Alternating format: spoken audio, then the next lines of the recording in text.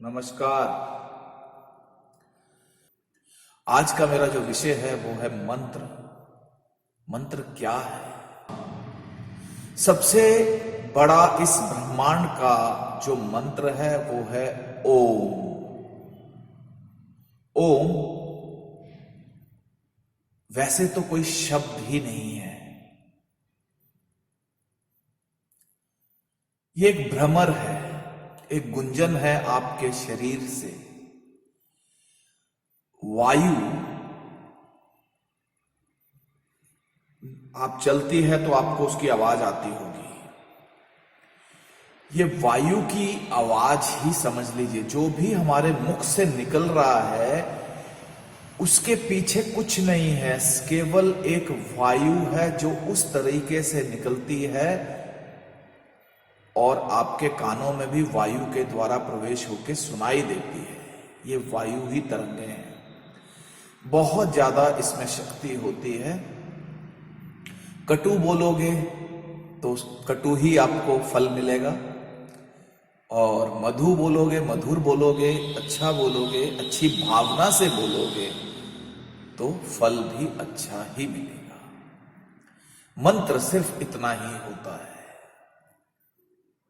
सभी जानते हैं, बहुतों ने आप में से जो है गायत्री मंत्र के उपासक होंगे या किसी अन्य मंत्र के होंगे, कुछ शाबर मंत्र के होंगे, कुछ वैदिक मंत्र के होंगे, कुछ तांत्रिक मंत्र या कोई और मंत्र या कोई किसी और भाषा के हो सकते हैं मंत्र।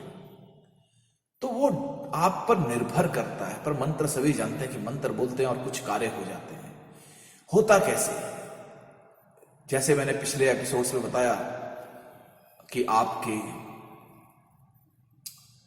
कुल देवी देवता, आपके पितृ और आपके इष्ट, ये सब उसके पीछे लगे हुए हैं। उनकी ताकत है, ये उनकी शक्ति है। उनके आशीर्वाद के बिना ये हो ही नहीं सकते। और इसमें जो सबसे महत्वपूर्ण चीज है वो है आपके गुरु। गुरु के बिना, मैंने एक एपिसोड गुरु पर ही मैंने केंद्रित किया था, क्योंकि बिना गुरु के तो ज्ञान ही नहीं है। बिना गुरु के तो आपको यही नहीं पता कैसे चलना है इस राह पर। इस पर क्या, किसी भी क्षेत्र में, किसी भी कार्य में बिना ज्ञान के, बिना गुरु के तो कुछ है ही नहीं। और सही मार्गदर्शन, उसका साथ, उसका आशीर्वाद हर पल, क्योंकि वो आपको देखता है। ये ठीक वैसे ही है जैसे आप अपने बच्चों को पालते हैं, अपने छोटों को देखते हैं, उनको सही करते हैं, जब उनको सहारा चाहिए तो सहारा देते हैं। तो गुरु रूपी ज्ञान, गुरु जो है, जिसने अनुभव किया हुआ है पहले, जिसको मालूम है कि ये मंत्र से ऐसा होगा, ऐसे करने से ऐसा होगा, वही आपको राह दिखा सकता है। आप चाहे YouTube, गूगल, किताबें, सोशल मीडिया, कितना भी आप अध्ययन कर लो, आपको सिर्फ पता हो सकता है कि ये चीजें ऐसे हैं। वास्तविकता में समझाना और उसका निष्पादन होना, कार्य होना बिना गुरु के संभव ही नहीं है। देव कृपा का होना अति आवश्यक है। आपके जीवन में हो सकता है कोई हार्ड मास का लोथड़ा जैसा कोई गुरु रूपी व्यक्ति ना हो। मैं ये नहीं कहता हूं कि जरूरी होता ये देव कृपा। अब देव कृपा किस रूप में हो सकती है? वो इष्ट देव के रूप में भी हो सकती है। गुरु रूपी आपको इष्ट देव सब कुछ बता सकते हैं, सब कुछ आपसे करवा सकते हैं। और कुल देवता के माध्यम से या पितृ देवता के माध्यम से, किसी भी रूप में, शक्ति को हम आंखों से देख के बता नहीं सकते हैं। उसी जल में इतनी शक्ति कि वो विद्युत बनती है, करंट बनता है। देखो, इस करंट से सब कुछ होता है। कितनी शक्ति है। उसी जल में इतना है कि वो प्रलय लाने का संभव कर सकता है। उसी वायु में इतने है कि वो कुछ भी कर सकती है। शक्ति को हम देख नहीं सकते, मंत्र के प्रभाव को हम समझ सकते हैं। मंत्रों को, शक्ति को नहीं देखा जाता। वो एक्टिवेट करता है मंत्र उस शक्ति को। तो आज मेरा जो विषय है वो मंत्र है। और ये मंत्र का जो विषय है ये थोड़ा सा कई पार्ट्स में आ सकता है। मेरे प्रयास ये रहेगा कि मैं आप लोगों को पहले इसके बारे में समझाऊं, और फिर आने वाले जो होंगे उसमें मैं आपको अलग अलग समस्याओं को लेके, अलग अलग चीजों को लेके मंत्र ज्ञान दे सकूं कि मंत्र कैसे होता है, क्या होता है, कौन से मंत्र से क्या होता है। मंत्र एक शब्दों की रचना है और कुछ नहीं है। मंत्र कूट पटांग कुछ भी हो सकता है। जैसे मैंने कहा राम राम, अब इसको किसी ने, गुरु ने मेरे को बोला कि नहीं मरा बोलना है, तो उसके अपने इफेक्ट होंगे। हर शब्द का अपनी एक वेवलेंथ, एक पावर है। आपको उस पावर को कैसे एक्टिवेट करना है, वो गुरु आपको सही दिशा मार्गदर्शन वही बता पाएगा। कोई भी इस संसार में कोई भी शब्द, कोई भी अक्षर ऐसा नहीं है जिसका कोई अर्थ नहीं है और जिसके वजह से कुछ होगा नहीं। ऐसा हो ही नहीं सकता। अगर आप किसी को गाली भी देते हैं, आप कितने भी प्रकार की गाली, कोई भी गाली, उसकी अपनी एक शक्ति है, उस गाली की उसकी अपनी एक वैल्यू है और वो वर्क करती है। सिर्फ आपको यह पता होना चाहिए कि आपके जहां आप भेज रहे हैं वो सिग्नल, वो जो वेवलेंथ है वो सही दिशा में सही जगह जाए तो वो कार्य करती है। ये बहुत बड़ा विज्ञान है, इसलिए मेरा ये वीडियो इतना लंबा खींच रहा है, क्योंकि इसको महासागर को मैं गागर में नहीं भर सकता। मैं इस लायक नहीं हूं। प्रयास करना चाहिए, मैं भी प्रयास कर रहा हूं और कितना सार्थक होगा ये तो समय बताएगा। तो मंत्र साधना भी कई प्रकार की होती है। मंत्र से किसी देवी या देवता को साधा जा सकता है, मतलब किसी शक्ति को, जो एक शक्ति डिपार्टमेंट है पर्टिकुलर, उसको हम साध सकते हैं। और मंत्र से किसी भूत या पिशाच को भी हम साध सकते हैं। मंत्र का अर्थ है मन को एक तंत्र में लाना। थोड़ा सा मुश्किल है। मन जब तंत्र के अधीन हो जाता है तब वो सिद्ध होने लगता है। मंत्र साधना भौतिक बाधाओं का आध्यात्मिक उपचार है। तो मुख्यतः मंत्र कितने तरह के होते हैं वो मैं आपको बताता हूं। असल में ये 3 प्रकार के होते हैं। एक वो है जिनको हम वैदिक मंत्र बोलते हैं। वैदिक मंत्र जो है वेदों में है, अत्यंत कठिन संस्कृत के शब्द हैं। प्राय अभी ये लुप्त से हो गए हैं। आम जनता में इनका प्रचलन उस तरह से नहीं है। गायत्री मंत्र सभी जानते हैं, एक तरह से ये उसका उदाहरण है। तांत्रिक मंत्र हैं तो तंत्र क्रियाओं में हम उनका प्रयोग करते हैं जो कि गोपनीय होते हैं। एक और मंत्र है जो कि जन साधारण में सबके लोगों को अक्सर पता होते हैं, विशेषकर शहर वालों को भी आजकल पता है, क्योंकि शहर तो गांवों से ही बना है। गांव के लोगों को बहुत सारे ऐसे मंत्र आते हैं। जैसे मान लीजिए आपको कान में दर्द है, सिर में दर्द है, या टॉन्सिल हो गए, इस तरह की व्याधियों के लिए मंत्र हैं। ऐसे ऐसे मंत्र हैं कि अचूक, उनकी विधियां अलग हैं, बोलचाल की भाषा में होते हैं। तो हर प्रांत में, हर जगह जहां जहां जो जो भाषा है उनके हिसाब से, उनके अनुरूप से है। तरह से शाबर मंत्र जो है थोड़े बड़े जरूर होते हैं। मतलब नॉर्मली ये मंत्र जो है 4 लाइन के, 5 लाइन के होते हैं नॉर्मल, उससे भी बड़े हो सकते हैं, तो डिपेंड करता है। मंत्र को जब आप जप करते हैं वो किस तरह से किया जाता है। मंत्र जप एक तो है आपका वाचिक, बोल के करते हैं आप, वो सुनाई देता है, आपको सुनाई दे या औरों को सुनाई देता है। दूसरा जो है वो है मानस जप। ठीक है। अब जो मानस जप जो है वो मन ही मन, आप चल फिर रहे हैं, कुछ भी कर रहे हैं, सो रहे हैं, खा रहे हैं, पी रहे हैं, जो भी कर रहे हैं, आप जो भी कर रहे हैं वो मन में चल रहा है। ये एक अति उत्तम है, अति उत्तम स्थिति है आपकी। तीसरा जो होता है वो उपांशु जप होता है। उपांशु जप में जप करने वाले की जीभ या होंठ हिलते हुए दिखाई देते हैं, लेकिन आवाज सुनाई नहीं देती। बिल्कुल धीमी गति से जप करना ही उपांशु जप होता है कि मंत्र का जो है सही उच्चारण। दूसरी बात, जिस मंत्र का जाप अथवा अनुष्ठान करना है उसका पहले से आपको संकल्प इत्यादि लेना चाहिए। मंत्र सिद्धि के लिए आवश्यक है कि मंत्र को गुप्त रखा जाए। प्रतिदिन के जप से ही सिद्धि होती है। ऐसा नहीं कि आज किया और कल, ऐसा नहीं है। ये एक लगातार क्रिया है। तो इस तरह से होना है। किसी विशिष्ट सिद्धि के लिए कोई खास चीज होती है, कुछ खास तरह के मंत्र होते हैं, खास वजह होती है, तो उसके लिए सूर्य अथवा चंद्र ग्रहण, दो ग्रहण होते हैं, या तो सूर्य ग्रहण होता है या चंद्र ग्रहण। ग्रहण के समय किसी नदी में खड़े होकर जप करना चाहिए। अब इसमें जप करने के नदी में खड़े होकर भी कई तरीके हैं। ऐसा नहीं है कि आप सीधा खड़े हुए, ठीक है, गले तक पानी है उसमें खड़े हैं, ठीक है, बहुत सारे तरीके हैं, वो फिर किसी और उसमें बताऊंगा, ठीक है। तो उसमें जो है आपको इस तरह से आप जब जप करते हैं तो आपको लाभ होता है, जल्दी लाभ मिलता है उसका।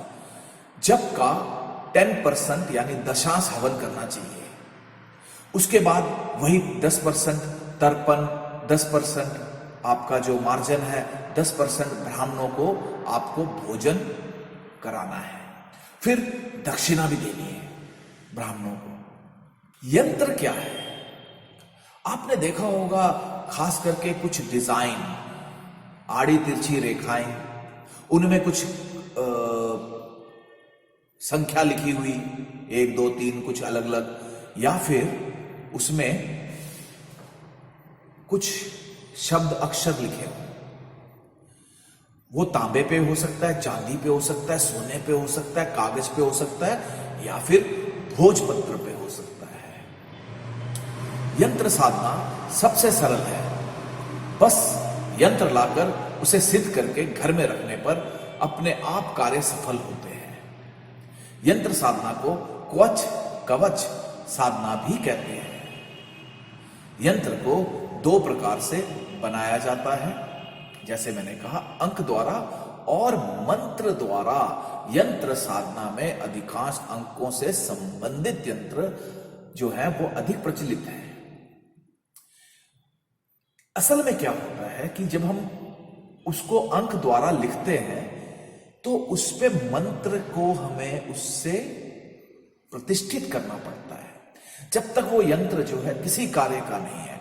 तांबे के यंत्र आपको 20-25 रुपए से लेके कई हजारों के मिल सकते हैं। अंकों से संबंधित यंत्र अधिक प्रचलित है। श्री यंत्र, घंटाकरण यंत्र आदि अनेक यंत्र ऐसे भी हैं जिनकी रचना में मंत्रों का प्रयोग विशेष होता है, और श्री यंत्र या घंटाकरण यंत्र जैसे जो यंत्र हैं वो बनाने में बहुत ही मुश्किल होते हैं।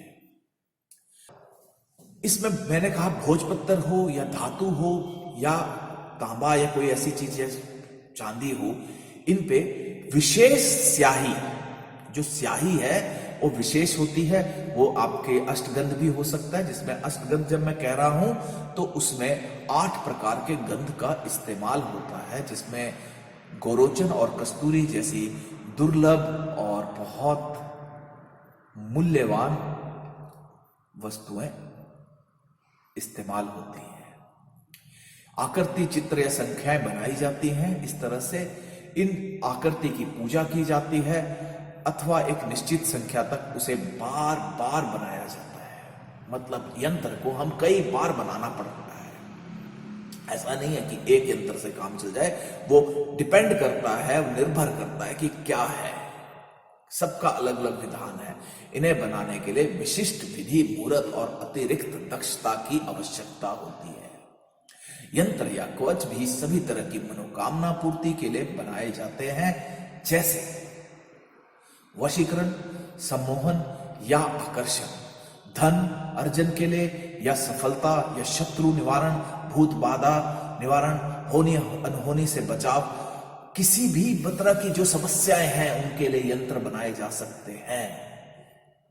दिशा, दिशा में क्या है कि हमारी कितनी दिशाएं हैं? 10 दिशाएं। कुछ लोगों के लिए ये बड़ा अजीब सा लगेगा, ऊपर और नीचे 2 दिशाएं हो जाती हैं और बाकी जो है आपका उत्तर दक्षिण, पूर्व पश्चिम, इनको फिर से आप भाग करोगे तो ये 8 दिशाएं ये हो जाती हैं। प्रत्येक यंत्र की दिशाएं निर्धारित होती हैं। धन प्राप्ति से संबंधित यंत्र या कवच जो होता है उसकी पश्चिम दिशा की ओर मुंह करके रखे जाते हैं। तो सुख शांति से संबंधित यंत्र या कवच जो होता है उसकी दिशा जो होती है वो पूर्व दिशा की ओर मुंह करके रखना चाहिए। वशीकरण, सम्मोहन या आकर्षण, जिसका आप सबको इंतजार रहता है, ज्यादातर लोग इन्हीं चीजों के पीछे पड़े रहते हैं, उसका जो है आपको मुख जो है उत्तर दिशा की ओर करके रखना चाहिए। और अगर कुछ ऐसे व्यक्ति भी हैं जो शत्रु बाधा या शत्रुओं का संहार करना चाहते हैं, क्योंकि शत्रु हमारे जीवन में मित्र हो ना हो, शत्रु जरूर आपके होंगे, सभी लोग यही मान के चलते हैं। तो शत्रु बाधा निवारण या क्रूर कर्म, जो क्रूर कर्म है, अच्छे कर्म नहीं है, 2 लोगों में लड़ाई करा देना, इस तरह के कार्य जो हैं, या किसी का मारण कर देना, इस तरह के जो कार्य हैं, इनसे संबंधित जो है वो है दक्षिण दिशा की ओर मुंह करके रखे जाते हैं।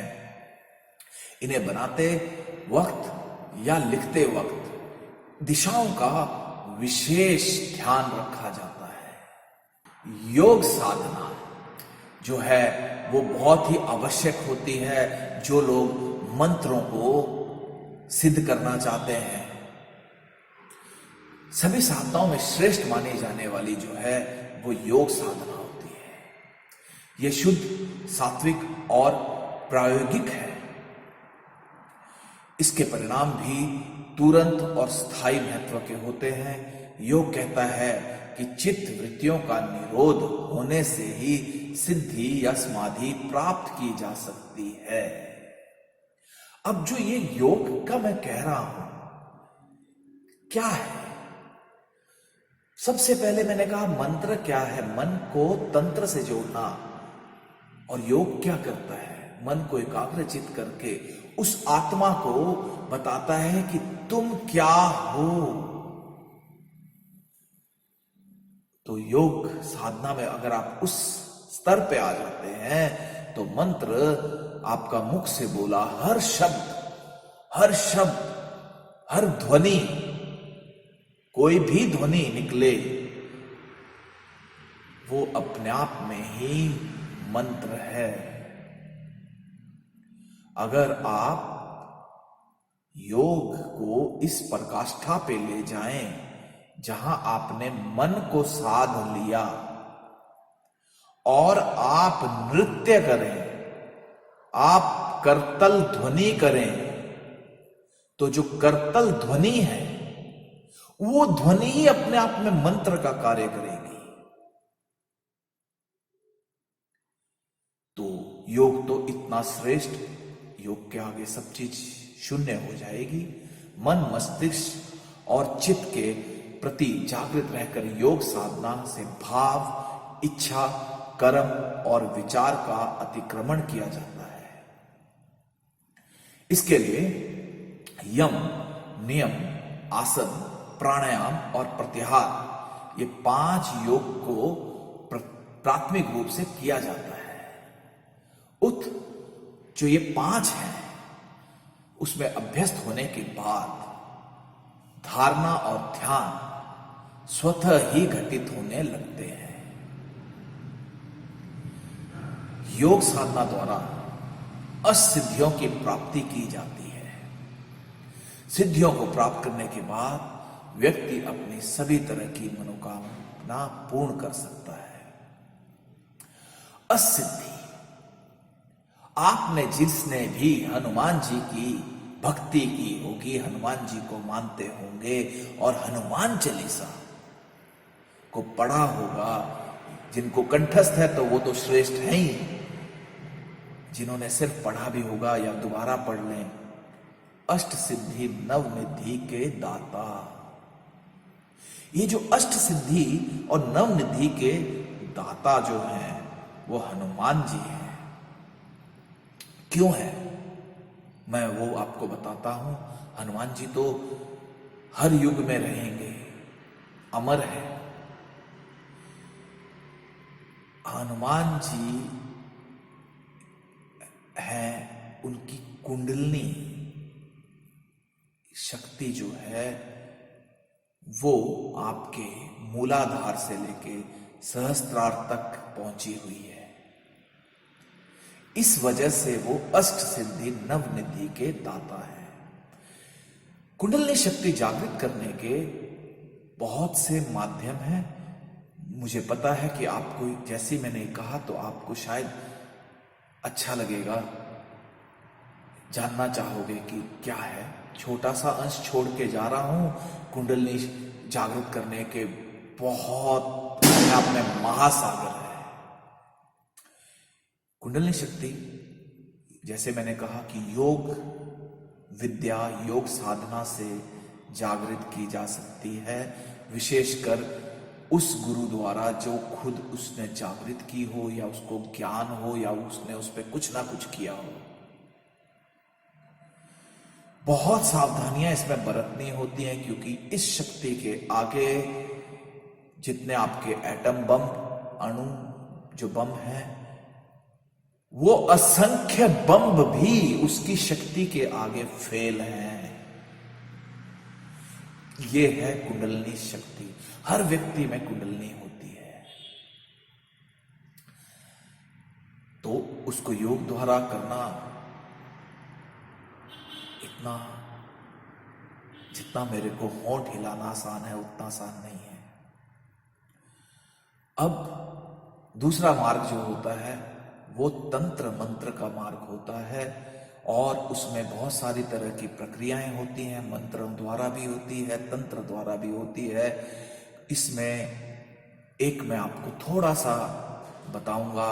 आपने सुना होगा, जिसको लोग रजनीश कहते थे, और दूसरा उनका उपनाम ओशो के नाम से जानते हैं। उन्होंने कुछ नया नहीं बताया, ये हमारे धर्म ग्रंथों में और बाकी भी जगह ये है। जब आप अनुसंधान कार्य करेंगे तो आपको पता लगेगा। संभोग से समाधि, संभोग से कुंडलनी जागरण, मेरे ब्लॉग में इसके बारे में दिया हुआ है। जो व्यक्ति इच्छुक होते हैं, जो व्यक्ति इस बारे में पढ़ना चाहते हैं, जानना चाहते हैं, वो मेरे ब्लॉग में देख सकते हैं। उनको ये मिल जाएगा कि किस तरह से तंत्र मंत्र द्वारा आप वो सब चीजें कर सकते हैं। समय लगता है, परिश्रम लगता है, कठिनाई होती है, आसान कार्य नहीं है। मंत्र साधना या कोई भी साधना साध लेना इतना कठिन है कि धार धार कांच या तलवार पर, ब्लेड पर नंगे पांव चलने जैसा बहुत कठिन होता है हर चीज करना। तो ये था प्रियजनों, मंत्र तंत्र के विषय में थोड़ा सा आज मैं आपको बता रहा हूं। अगले एपिसोड्स में इसके दूसरे भाग में आऊंगा कि क्या होता है, कैसे होता है मंत्र, क्या है, आपको जिससे समझ में आ सके कि मंत्र वाक्य में क्या है। फिर हम आगे बढ़ेंगे उसके बाद कि किस प्रकार हम और कौन से मंत्र से क्या होता है। मंत्र बताऊंगा और फिर आप अपने इच्छा अनुसार उनको कर सकते हैं। गुरु गणेश इष्ट की पूजा करके, आशीर्वाद करके, फिर आप गुरु से मंत्र दीक्षा इत्यादि लेके उस मंत्र को सही विधि अनुसार, सही मुहूर्त में उसका जाप, सही माला, सही या चीजों के साथ करेंगे तो अवश्य आपको लाभ होगा। और कोरोना बहुत ज्यादा अभी आज जो आंकड़ा है वो करीब 1 लाख से ऊपर पहुंच चुका है भारत में। तो आप अपने प्रियजनों को, सबको ये ध्यान रखना है कि मास्क लगाएं, व्यर्थ में बाहर मिले जुले नहीं, जाएं नहीं, स्वस्थ रहें, इसी मनोकामना के साथ नमस्कार, धन्यवाद।